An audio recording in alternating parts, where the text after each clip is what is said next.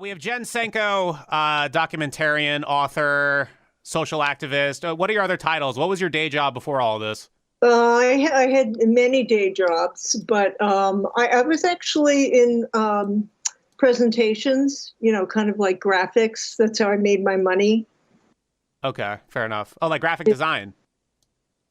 Well, not really. It was more like I worked for financial institutions where you would do like presentations. Nowadays they're PowerPoint presentations. Back then it was an Apple product. Yeah, so we did them for bankers, and I was actually a vice president for a while of the presentations department, which surprised the heck out of me. Right. Yeah, no, absolutely. So I guess give a real quick backstory of, I guess, how you got into activism and the brainwashing of my dad and all these films. Give a quick backstory for the viewers who might not be familiar. Okay, so I guess starting with my dad, I wasn't really that interested in politics in life, but sometime in the late 80s, my dad moved and had a long commute to work. Actually, he's sort of semi-retired, and he had a part-time job, and he had a long commute. And it was solo, and so he found talk radio, and it was Bob Grant at the time, and Bob Grant was the openly racist and sexist, like the father of the conservative radio. Yeah. Kind of like a shock jock? A shock jock, yes. I don't know. Yeah. Well, that's the weird thing is, or would you put Howard Stern in that category? Because there was a thing with Stern historically that I noticed. But I mean, yeah, I don't think Stern was considered conservative talk radio, though at the same time, it's weird where what he did would be considered conservative now. It's weird, but he was considered liberal back then, right? I kind of think just the opposite, but maybe I'm wrong. I thought he used to be more conservative. I think he was always like a shock jock, but not in the same way that like Rush Limbaugh or Bob Grant was, who were political and pushed right-wing ideology and hate and prejudice. But he had seemed more conservative to me. And then in the later years, it seemed like he was coming out more as liberal because he was really against Bush, and then he was really against Trump. Right. Of course, he was a New Yorker, so a lot of us New Yorkers were against Trump because we knew him, back when. Knew him better, yeah. So go right ahead with so Dad is listening to conservative talk radio. He starts getting radicalized. Take us from there. And then his personality started changing really, really, really radically. And then when he fully retired, he found Rush Limbaugh, fell in love, and that's when we didn't recognize him. It was like the pod people. Like, this is my dad, but what have you done with them? Right. He was really like a monster. He was horribly angry all the time and picking arguments with the family and trying to convert us. He was like evangelical about, his newfound politics, whereas he had been a Democrat and had been like just a middle of the road Democrat, but really a pretty open and loving person and like really accepting of everybody. And it was just weird how his personality totally changed. I think people who know people who have succumbed to cults experience that, like a total personality change. So that kind of got me interested in what was going on. But then I started noticing like the propaganda and that he was listening to. And, eventually it turned into emails. Like he did the whole gamut. He got Rush Limbaugh. And then when emails came in, then he got on every like right-wing email list, and I would see these emails that were kind of like pretending to be written by folks, but really they were all the message. They were all messaging the same thing: was that Democrats were really awful. They were evil. They were ruining the country. And I even started seeing some of these emails at work, like in this office I worked in, and I'm like, what the blank is going on? And so I just started looking into it, and I found out that there was this vast right-wing conspiracy. That's really where the story begins. Right. Okay. I could go into that a lot more. I don't know how much you want me to go into it. Well, we have a few things to get to, but it might come out during the course of this talk here. But one of the things I like about documentaries like this is how not only does it go through the history of the subject at hand, but it also gives you little insights on just what the culture was at the time back then. And so one of the things that was brought up, and it's funny because I have a couple friends who work here now, but there was a debate about Hooters with your dad. And I thought it was interesting where so in the thing, basically he was like, oh, Hooters is awesome because the Democrats are starting to not like it. That was his stance, right? Yeah, I mean, we just happened to pass Hooters, and he just brought it up, like the Democrats want to take this away, and that they object to these women dancing in, showing their breasts or whatever, or waiting on people. And he just worked himself up, and when I said, well, he never went to Hooters before? No, he never went to a Hooters. That's pretty cool. Yeah. That you know of.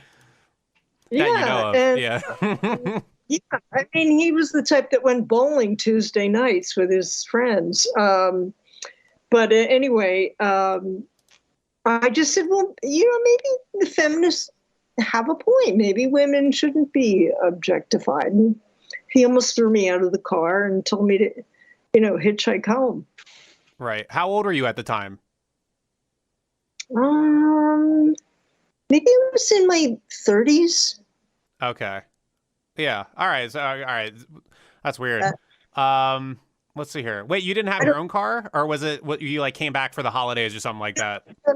I was living in New York and they were living in New Jersey. And so I had grown up in New Jersey. So I would just go back to visit them and then visit friends. And, he'd pick me up at the bus station, basically. And he'd usually have Rush Limbaugh blasting. Okay. Blasting radio. Did he have? I'd say, please Did he have a big bass system so the other cars nearby could hear the Rush Limbaugh? Like, was he into really projecting it with his windows open? Yeah, the car would shake, rattle, and roll, basically. That's pretty good. So here's an interesting thing, and I'm using this documentary to sort of segue us into this thing I've seen where a lot of goalposts have moved with both political parties or both political sides. Where Hooters, for instance. Now, from what I see of millennials and Gen Zers, for instance, Hooters is now considered sort of a feminist thing now, where it's like, oh, women should sell their bodies. That should be okay. How do you feel about that in terms of just like what you grew up seeing? I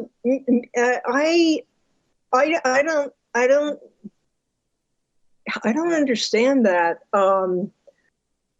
I mean, I understand. I see their point, but I just don't buy it. I kind of think it's somehow an excuse to be able to do what makes them money or what they want to do. I don't know. I mean, when I was young, I was like a hippie, and we didn't wear makeup, we didn't wear bras, but it wasn't because we wanted to show our boobs. It's because we wanted to be comfortable, and I kind of thought like that was liberating. But the free love movement, right? Yeah, baby. Yeah, so I kind of really don't buy it. I don't like when I look at these TV shows where women are like so gussied up, like they stuck their face in a bucket of makeup and their hair must have taken hours. I think, well, yeah, you look really nice, but the time that went into doing that and then the money that went into doing that, I guess there's a difference if you feel like you're doing that because you have to, like like you have to show your body in order to be validated, or you're just doing it because you really want to. I guess I'm not really that coherent on how I feel about it.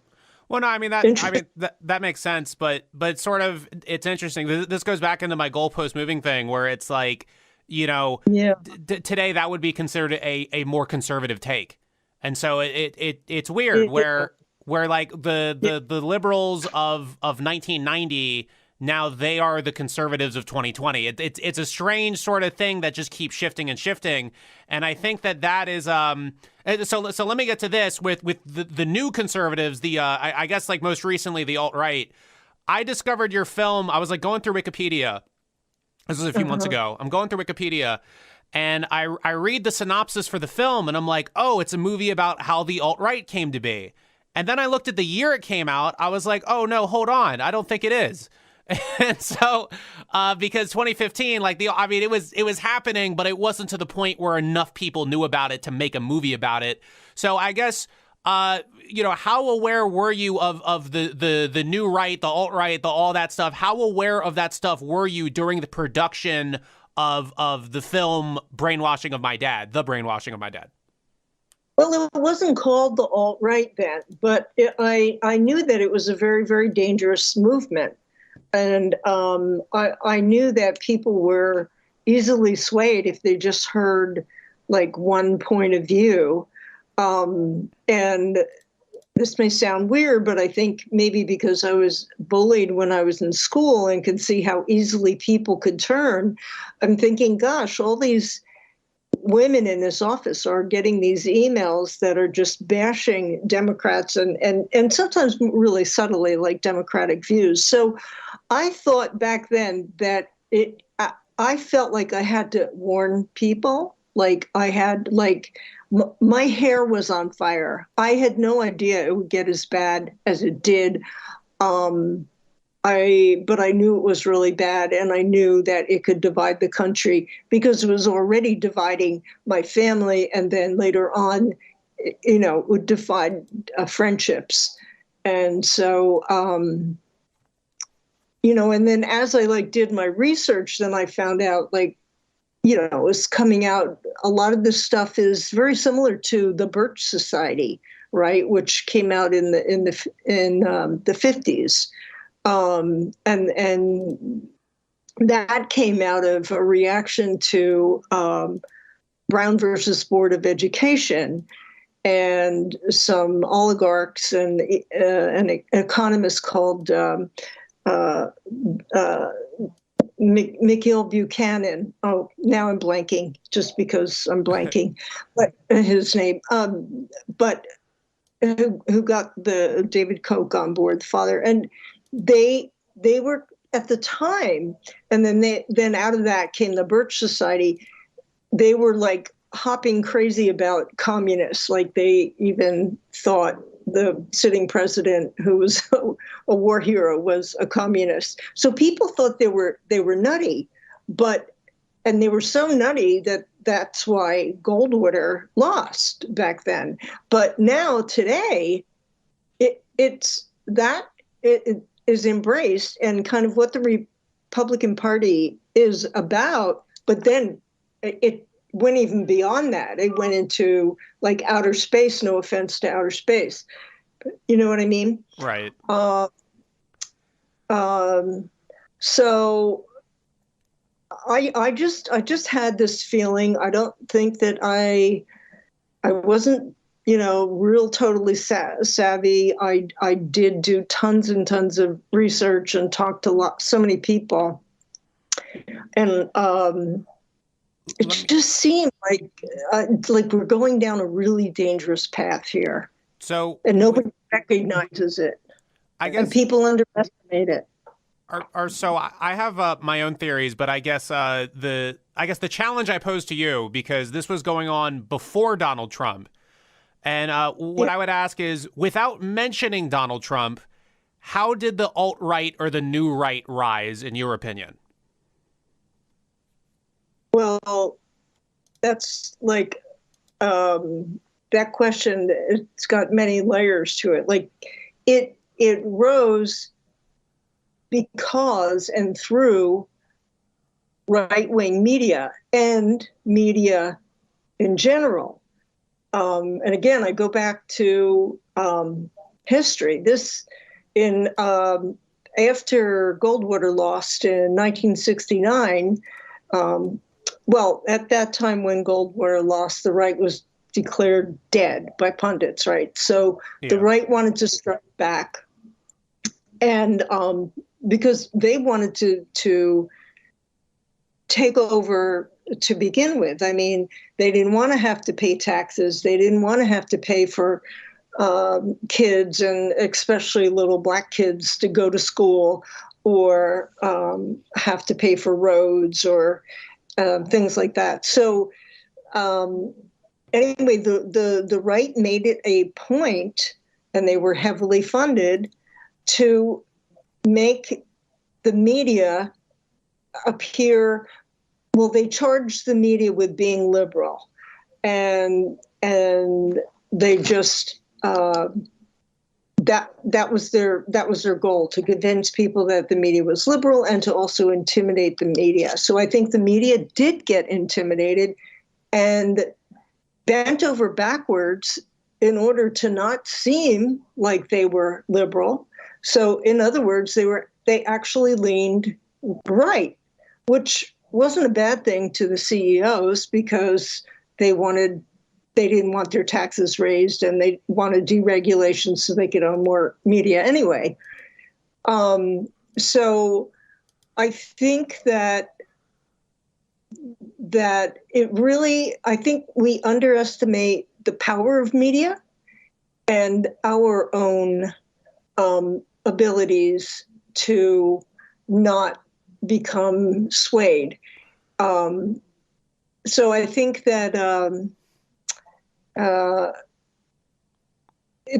media was the vehicle to get there, and I don't know where. Do you want me to go further, or you want me to? So I guess maybe we got caught in maybe a bit of a loop here. So the thing with your documentary that covers maybe 20 or 30 years, and a lot of what you say there, I sort of heard in one way or another in your documentary. The Brainwashing of My Dad, available somewhere today. Google. But I guess how do I put it? So from 2012 to 2016, that's what I'm talking about. Yeah. And what I saw was, so when Obama gets elected, 2008, 2009, pretty much all of coastal America, like, it is really lame to be conservative. Like, you could, like you said earlier, it felt like the right was entirely dead. It felt like it was gone. After Obama won, there was such a, like, everybody was so universally Democratic, and then he landslided on Mitt Romney. He killed Mitt Romney. It wasn't even close. And then so from 2012 to 2016, now you have Donald Trump, one of the most, conservative guys, shamelessly conservative guys, ever, with the politics and what he's saying. And so it's like, I don't know. Well, I don't think he is conservative. I don't think he was conservative. I think that the American voter is fickle. And I think that they've been disillusioned with government. They understand that the system is rigged. I think they had hope with Obama that Obama would fix it, but they're not very understanding, and they're not very patient. They don't understand that the Republicans are really obstructionists. All they know is that they didn't get what they want. Their lives didn't get better. And then here comes this buffoon who talks like he's as if he's telling the truth, and he's just Well, that's every really politician. Let's be fair. what? I think that's What? every politician lies and talks like they're telling the truth. To be fair, and perfect. Well, that's fairness. part of that disillusionment she's mentioning, is your belief that every politician does that. And the thing is, because he's so ignorant, he came across like not like a regular guy, but wow, maybe this guy is the one that's really telling the truth. He doesn't sound polished. He sounds like me. He sounds like the guy in the bar that I might be sitting next to, that who I agree with. And he's saying all the right things. He was saying things that he sounded like a populist. He didn't sound like a conservative. He's like, everybody should have health care. And, he used to be a Democrat.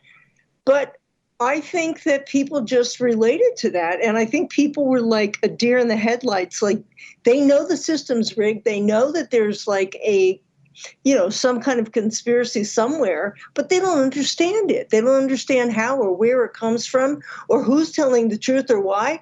So it's kind of like, okay, let's go with this flavor. He seems real. And, I think it was that buffoonery in a way that made people like him. Like, I could just picture my friend from high school saying, he's a little rough around the edges, but, he's telling it like it is, Right. He was different from other ones. Right. And I think, Americans aren't taught critical thinking, and there's no time to really, really pay attention. They go by their gut, on what they've been programmed to think is authentic. And, I think they mistook Trump's buffoonery as authenticity. Yeah.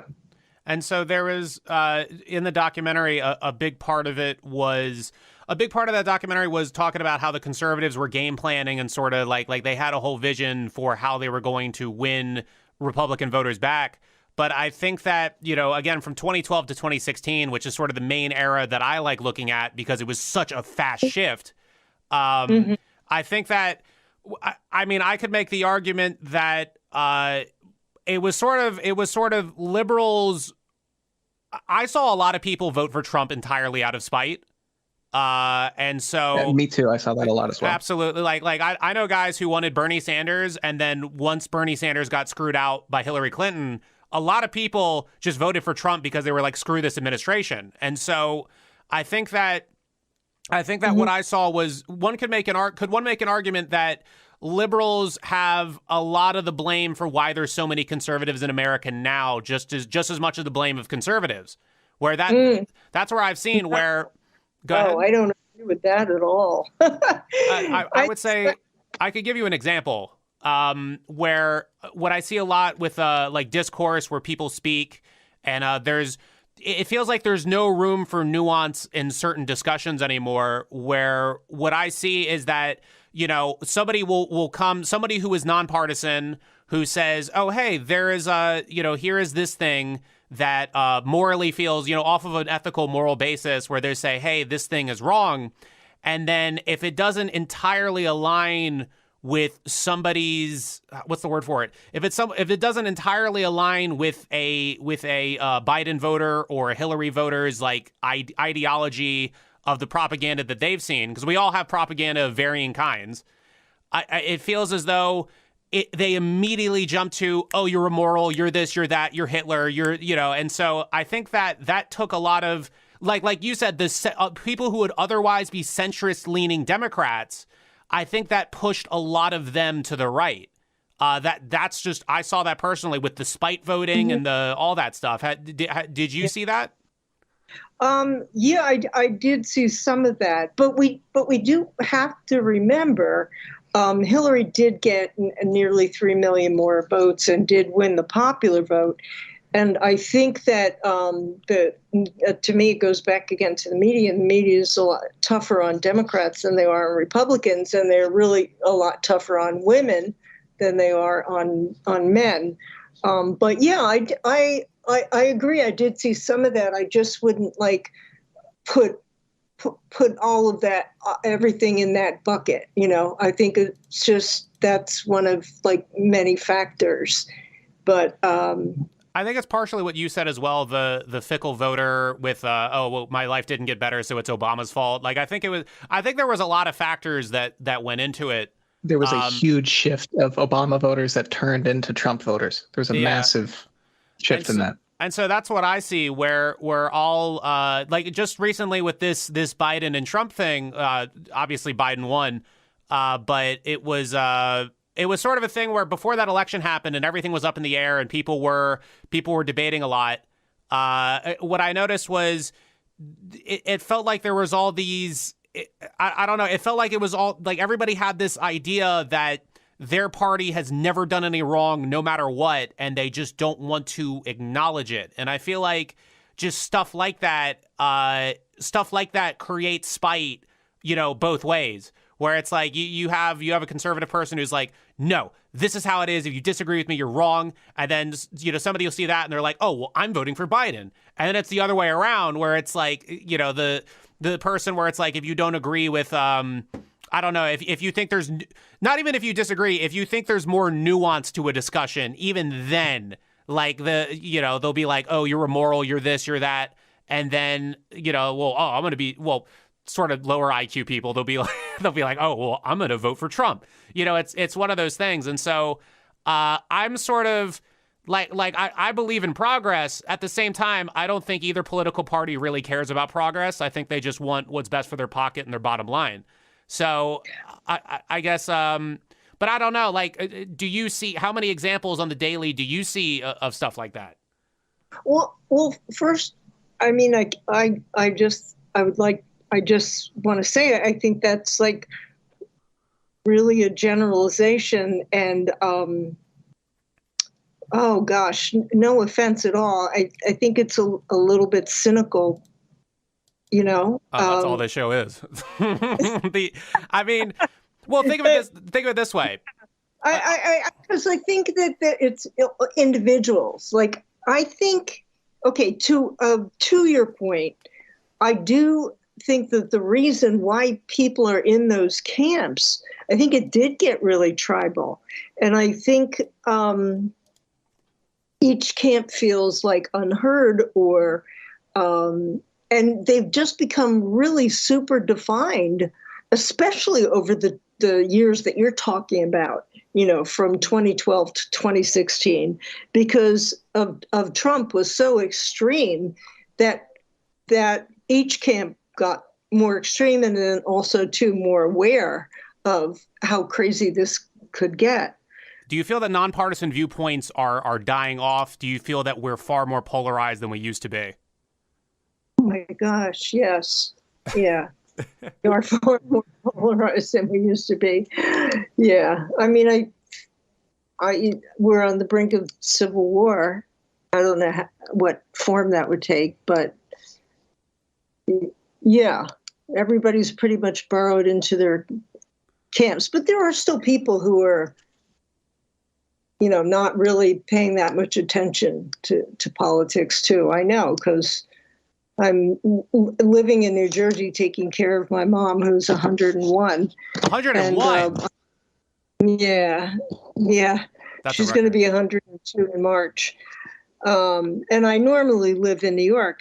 That's where my apartment is. But so I'm seeing like different types of people down here. And, I have some relatives down here. And there's some people that really just don't pay attention to politics, except peripherally at all. What I see is that I think that it feels like people are more into politics than ever, and it's more of a fashion statement than anything, where obviously we see a lot of people who will definitely, like, they'll put Black Lives Matter on their page, or they'll put Trump 2024 on their page, or they'll put these things on their page, but they don't actually look into these things, I guess. And it's sort of, and that's where it sort of gets worrisome, where you have discourse between people who don't look into things. It just sort of makes people angrier and angrier and angrier. Wouldn't that be your interpretation that it's a fashion statement to them? Maybe you're just maybe you're incorrect in assuming that. I know so many people that are so sincere in their beliefs. They're activists. I don't think I know anybody that would, use like black as a fashion statement. I suppose they exist. Well, no. Do you see how your sample size on that could be skewed because you're someone who actively works in activism, though? Mm-hmm. Yeah. So it's like so. But I'm saying like the average 20-something. I'm not saying Black Lives Matter is wrong, obviously, but I'm saying that because it's like, yeah, the concept is like, yeah, it's real. Like we have people disproportionately, screwed over by police, screwed over by the prison system, so on and so forth. But what we see is that, like, I could articulate the problem to somebody. If you sat here and asked me, why do we need Black Lives Matter? What is the racism in this country? I would be able to do that because I've read into it and I've looked into it. But the average 20-something who puts BLM on their page, if you had some random Rush Limbaugh type concern, because that's what we see now, like these Rush Limbaugh knockoff type guys, where it's like they try to find the least educated liberal and they try to ask them questions to make them look stupid because they know that they're not actually reading into anything, so they can spin it anyway. You know what I mean? Like, I'm sure you've seen those videos online at this point, right? Of the right-wingers talking to liberals who may not have all their talking points? Yes. No, I really haven't seen that many lately. Okay. It's could it be a generational thing? I think Crowder's the big dude. Do you know who Steven Crowder is? Yeah. He's probably. Would you say he's like the new Rush Limbaugh? I don't know enough about him. All right. No problem. So let's see. But I think that's what they say about him, is that he's the new Rush Limbaugh. That's not the worst. That's not the most inaccurate description. I'd say that's fairly accurate. But that's what I noticed. A lot of conservatism is now, and how these videos are. There's liberal cringe compilations where the conservative people, they'll take like a liberal person who's like saying something, or maybe they're a little bit awkward or something like that, and they'll take these clip compilations and it'll just be liberal people being too liberal for the average person. And I see that these videos are something that radicalizes centrists into now being conservative, because they're like, oh, liberalism, that's bad. That's what those nerds do. And so I guess that's, like you made a documentary and you wrote a book predominantly on Fox News and how the big media was doing it. I'm sort of speaking on how the tiny social media, the little people are doing it now. Yeah. And it's entirely deregulated. And so I don't know. It makes you think, what's more dangerous, the little guy who gets 20 million hits on a viral video, or the big Fox News thing? Like, I mean, do you know a lot of kids who watch the news? No, I don't know. I don't know a lot of kids, but I think that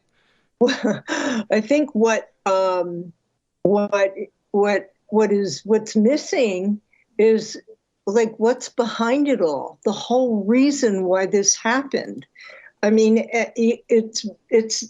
there was if you want to take Hillary Clinton's words, a vast right-wing conspiracy.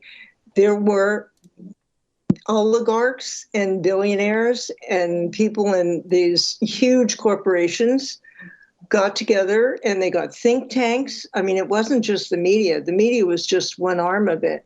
But they, like with the Lewis Powell memo, they wanted to get on college campuses. They wanted to sell a free market ideology. They wanted to influence the pulpit, the media. They wanted to create think tanks, and they had the money behind them. And it was all to push the country to the right. And kind of like the Frankfurt School. The Frankfurt School. Yeah, that was something similar to what you were saying. It wasn't explicitly a right-wing push by corporations and by like powerful moneyed interests, but it was an ideological push by a bunch of postmodern philosophers in Europe who managed to have a large sway on the curriculum in a lot of modern universities. But I think that's very similar to what you're describing with the things like the Heritage Foundation and the American Enterprise Institute and the Cato Institute, kind of the role that they played. There was a kind of a playbook that has been used in the past to great effect. Yeah. And then the religious right joined in too with the Council for National Policy. Ann Nelson wrote a really good book on that called The Shadow Network.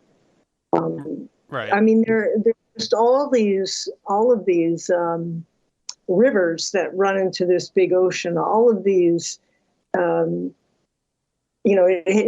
had many tentacles. But I picked the media because I saw personally how it worked on my father and my friends.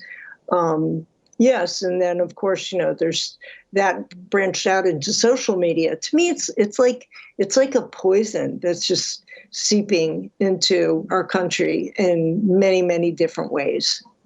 Well, I don't know. Yeah, it's weird because this is the thing, like I see, 13 and 14-year-old kids finding these videos on YouTube of like, oh, liberal embarrasses himself this way. And it's what I notice about specifically the alt-right viewpoint is that it doesn't really feel like it's people who actually stand for anything. It just seems like people who don't want to be told to respect LGBT, or they don't want to be told Black Lives Matter. They don't want to be told any of these things. They just want to live, their lives, and they just want to ignore, I guess, political correctness. That's sort of what I see of the main recruitment tool for young right-leaning people. Is it feels like they don't actually. Go ahead.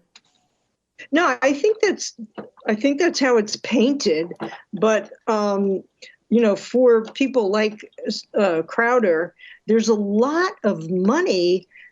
There's like a hate for profit machine. I mean, that's what I mean. It's gotten so convoluted. It started out as this push to deregulate, to not tax the rich, but it's just because of the success of like Fox and Rush Limbaugh. There's these people now that are just jumping on the bandwagon that make money this way. Hate and anger, and it's addictive in a lot of ways. It's exciting to a lot of people. Yeah. So. Yeah. But that's the other interesting thing with, we talk about now social media and we talk about how these messages get out even faster. And to get back to Howard Stern, I think I watch a lot of the Stern Show because I believe it is the rawest, most unfiltered sort of, like when they have on callers and stuff like that, it's the most unfiltered version that I've seen of just what culture was for most, most New Yorkers around that time, the common like lunch pail type guy, and what I saw with the Stern Show was he would complain constantly in the 90s about the conservatives censoring his free speech, and I just find that hilarious because all the conservatives complain about now is their free speech being censored. Have you seen that? Yeah. and so, what was the transition there? What? What was the transition? Like, I mean, you have, you've done a lot of research. You have a lot of perspective on this. What happened where the conservatives in the 90s were so anti-free speech and saying whatever you wanted, and now suddenly they're the ones who say their free speech is being prosecuted? Like, what is there a timeline you have of that you saw, or a big shift? I mean, I'm just riffing here, but there's a difference between conservatives and right wingers. So there was like real conservatives who didn't like dirty talk, or profanity. Maybe those are the real conservatives, and so they wouldn't like Howard Stern, but. When it comes to the fairness doctrine and limiting their free speech and being able to spout hate stuff, then it's just whatever serves them at the time. You know what I mean? Like, does Right. that make sense? They'll just come up with whatever excuse is convenient for them in the moment. Yeah. Okay. Yeah. All right. I mean, But yeah, also makes sense. but that too, there is a difference between these hard right people and then the real conservatives, like the old ladies who didn't, want to have somebody like Howard Stern on because it was shocking and, dirty. Right. Yeah, I think it's interesting where Stern was probably, we talk about LGBT and transgender and representation racially and all that stuff, and it was very interesting where Stern was just one of the guys like back in the late 80s where he just had anybody on, and he didn't really.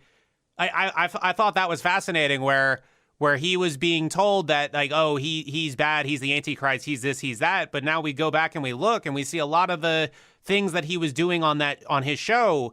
Now those things would be, well, some things would be crucified. There we go. Some of these things would be crucified, but other things would be celebrated. Like nowadays, if you have a transgender person on a TV show, the media's gonna be like, yeah, that's diversity. But, back in the day, you wouldn't get that credit. You were just considered a freak show.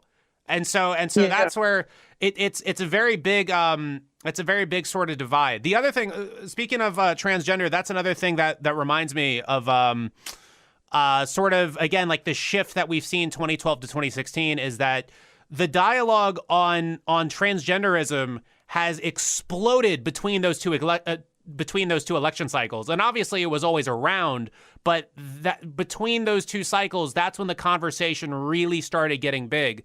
Did you see any, and this is what I saw, I'm wondering if you saw it. I saw so many people who would otherwise be centrist Democrat type people suddenly become considered conservative because that they weren't immediately on board with the transgender thing. J.K. Rowling is probably the biggest example of that. What's your take on that? What were you seeing around that time? Yeah, I think you're right. I mean, I think about like my cousin, like, being from New York and coming from the times that I did when, there was Studio 54 and anything went down. For her, like, like the whole bathroom issue, like, I don't think that bathrooms should be open for everybody. And to me, that's like a little conservative, but, and I think we have to be a little bit more tolerant of, people. It might take a little longer for some people to get on board, and I don't think that I'm getting tongue-tied because I guess I'm not really too sure what I'm saying, but if what I said makes sense so far. Well, accept people. I guess that makes sense. Sure. I guess. Yeah, no, I mean, my thing is that we're fighting for the... Go ahead. Yeah, I think liberals can be a little bit maybe judgmental, and then again, this is being generalizing, but I just think that they need some patience to let other people get on board when they need to get on board. Like, what do you guys think of the whole he, she, the pronouns? What do you think of that? This is what I've seen. This is what I've seen of people who would otherwise be centrist Democrats, like your example in that documentary of the centrist Democrat who saw some stuff.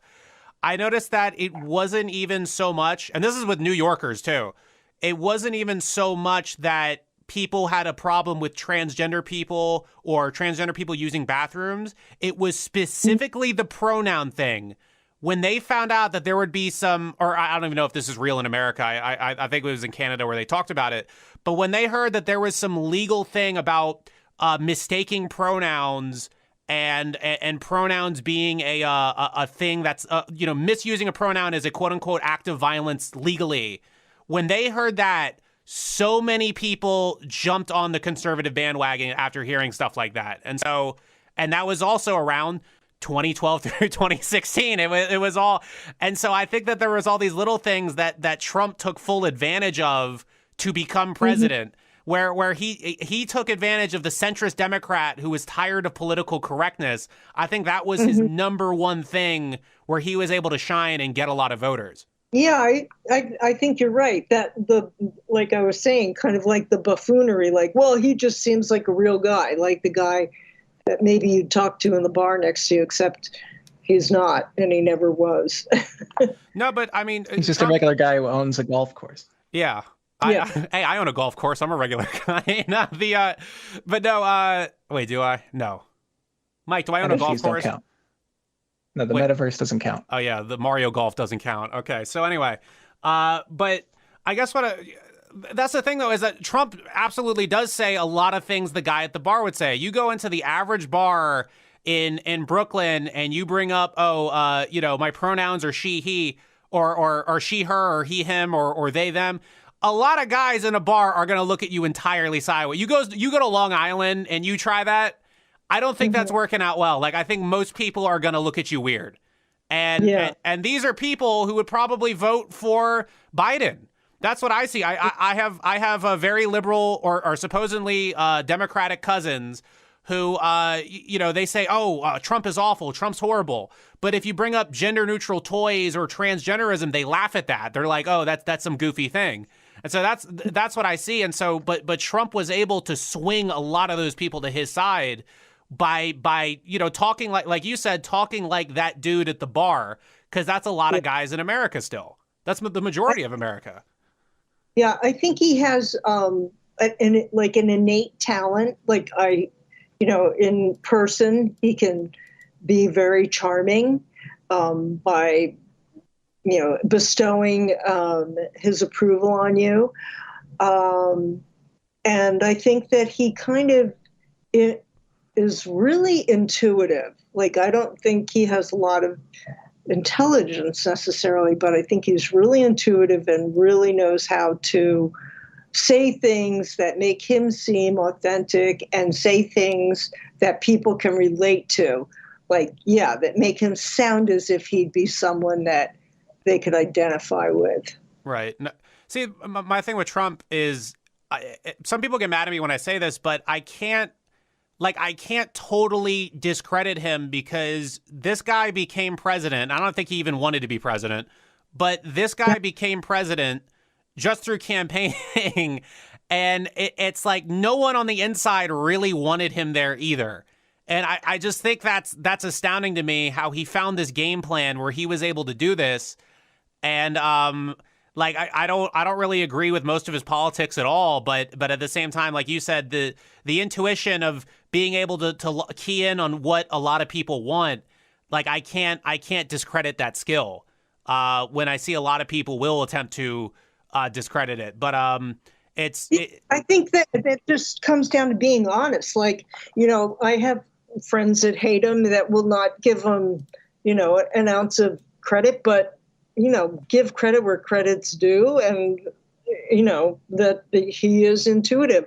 I think another thing that I was just thinking, Max, is that also I think he was very novel, and it's like, well, they tried all those other flavors and none of those other flavors did anything for them. So let's just go with this like weird flavor, and I think that people had so much innate faith in the system that they didn't really believe that anything could really go off the rails. It's kind of like the cat that is on the edge of the table and he's pushing something to see how far it can go, not knowing that, it can really go off the table. Well, maybe that's not a great example, because cats, I don't think, give a shit if something goes off the table or not.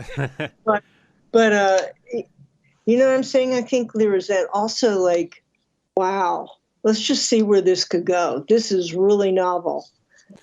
Right. And I think American people especially are attracted to novelty.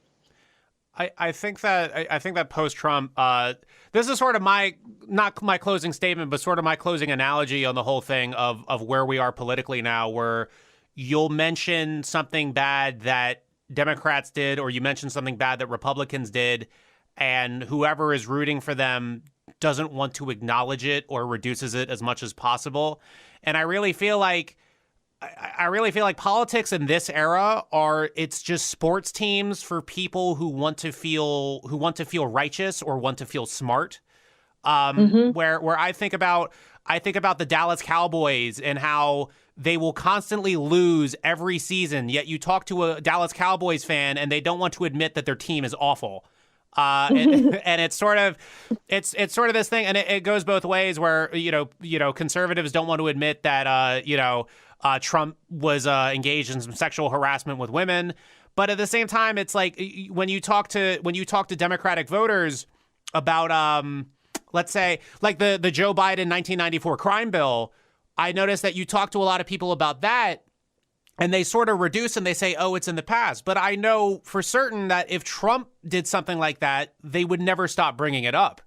And so that's why I feel like it feels like more a sports team fandom than actual political discourse. Or maybe it's always been that way. Has it always been that way? I don't know. I think, we're talking about people, human beings in a general sense. And I think that human beings are tribal. And I think that they get very shaken when they identify with their beliefs. Their beliefs sort of become like who they are. And so if you challenge part of the belief system, like, oh, Biden voted for this bill, then it's almost like they are being themselves are being like challenged. And that's no, I mean, there's a name for that. It's called cognitive dissonance. Right.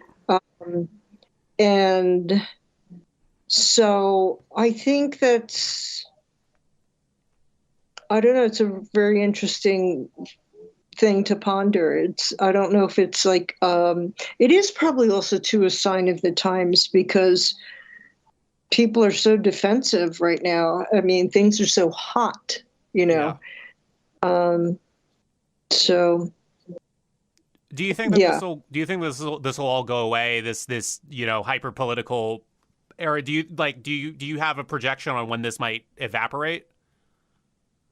I think it's going to take a very long time, because it's gotten so extreme and people are so burrowed in their, in their foxholes. Yeah. I'm not very optimistic, to be honest. I hope I'm wrong, but I kind of feel like we hit a boiling point, and the frog's in the pot and the water's boiling, and it's going to be hard to hop out at this point. Well, let me get to this. We might take some callers later. We have one caller lined up, but let me ask this in regards to the book, The Brainwashing of My Dad, not the documentary, The Brainwashing of My Dad. So a lot of people will probably go, I noticed that the movie is on YouTube for free. Is that by design, or is somebody pirating you?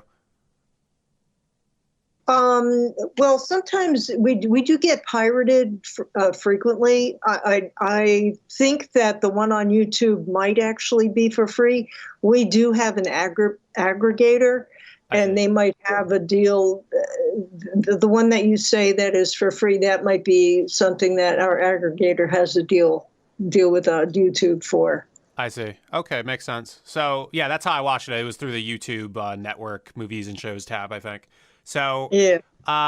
So a lot of people will probably go and see that movie, but in regards to the book, what can we get in the book that we can't get in the movie? Okay, there's a lot more detail in the book. I had a lot more time to explain the rise of right-wing media and then the whole history. And also it kind of brings it up to date.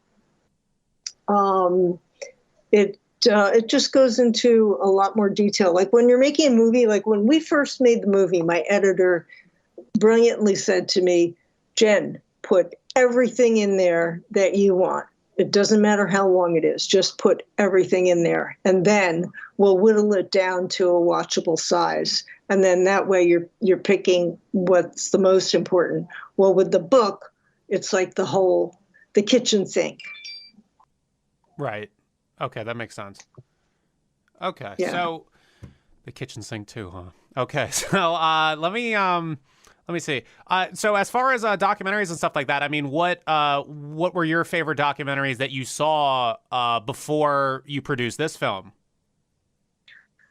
Well, we had, I've seen so many documentaries. I've seen hundreds and hundreds of documentaries. I had this group called PRISM, and it stood for People's Response to Inefficient Subservient Media. And it came out after the swift boating of John Kerry. We started this little group. Anyway, we eventually got lazy, and we started ordering food and watching documentaries. Right. So we watched a documentary a week for over 3 years. It's so hard for me to pick out a favorite. Do you like Super Size Me? That's probably. I'm of the belief that Super Size Me is the most impactful documentary ever made, because they got rid of the super size, and now I can't get the really big onion rings at Burger King anymore, and it's really sort of hindered my life. So maybe for reference, you're speaking to someone who regularly eats 3 Chipotle burritos in one sitting. Oh yeah, I do that. Yeah, Jen, are you a Chipotle eater? I like Chipotle. Yeah. Do you eat 3 burritos in one sitting? I probably could. I can be a pretty big eater. Oh, okay. I have a big appetite. We got to make that happen. We got to set that up. Yeah, we'll make a documentary about that, because I don't believe you. Are you familiar with Adam Curtis at all? Any of his documentaries? Who's that? You mentioned you've seen so many documentaries. I was wondering if you'd ever run into some of the ones made by Adam Curtis. Is that Adam Ruins Everything? I didn't know you're talking to me.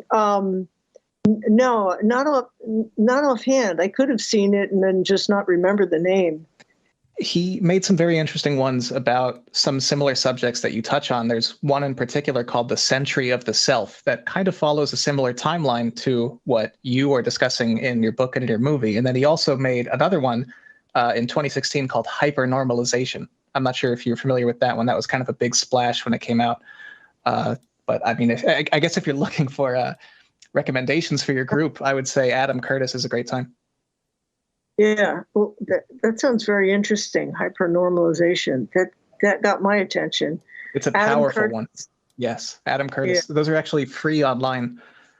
I could even set a link if you want. Well, yeah. Okay.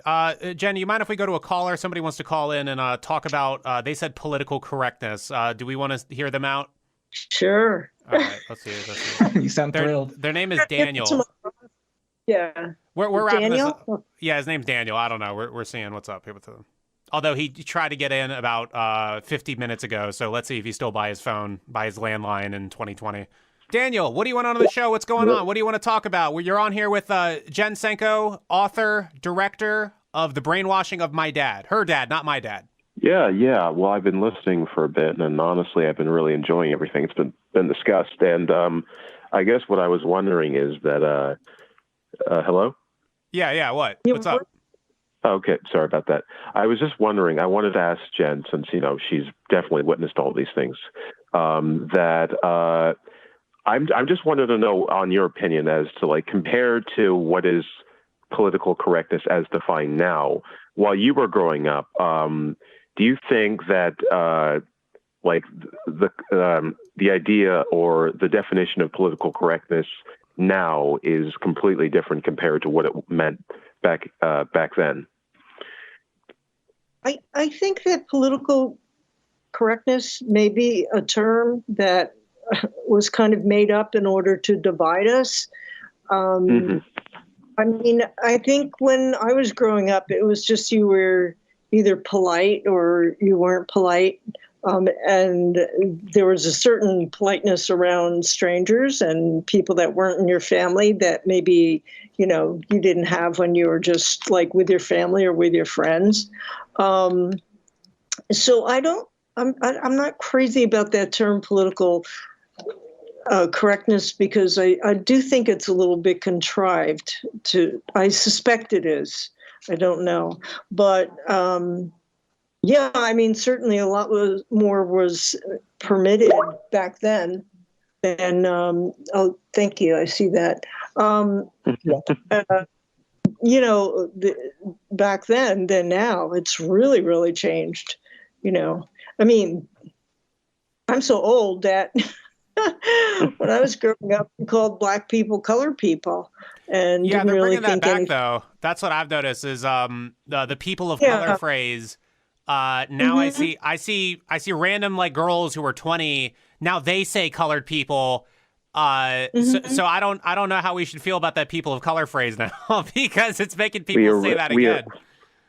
We're literally retroacting and like going backwards because we ran out of terms. Yeah. Well, I think it's just respecting whatever people want to be called, and I'm willing to do that because there's a lot in a word, and there's a lot in a name, and people will say, well, words don't mean anything, but if they don't, then why are we even talking? Mm-hmm. Well, I suppose another question I wanted to ask is, well, it might be two, but whoa, Daniel. Huh? Whoa, Daniel, we're running out of time here, buddy. That was. I know. Okay, Daniel, we got to see you later. But thank you. Why don't you finish that video essay, Daniel? Yeah, Daniel, finish your video essay.